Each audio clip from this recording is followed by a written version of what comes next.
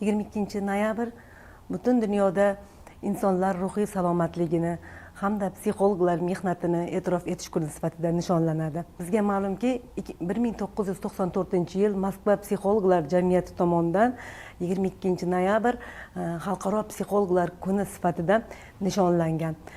Shundan keyin 2000-yillarga kelib butun dunyo psixologlar hamjamiyati tomonidan 22 noyabr xalqaro psixologlar kuni sifatida qayd etildi va shu kungacha har yili mana shu 22 noyabrda psixologlar professional forumlar, simpoziumlar, kongresslar va xalqaro anjumanlar nishonlashmoqda.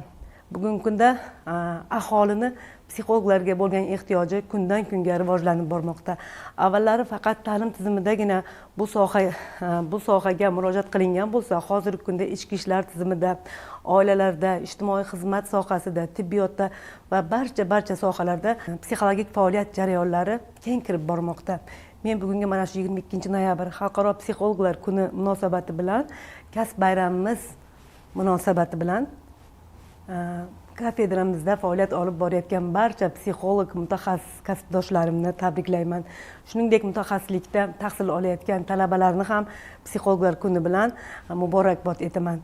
Va yana shuni ham qo'shib o'tmoqchimanki, mashaqqatli, lekin sermahsul va qiziqarli mana shu psixologiya sohasida ilmiy izlanishlar olib borayotgan barcha tadqiqotchilarni, doktorantlarni ilmiy ishlarida muvaffaqiyatlar tilayman. Ularga yorug' va keng ravon yo'llar tilayman.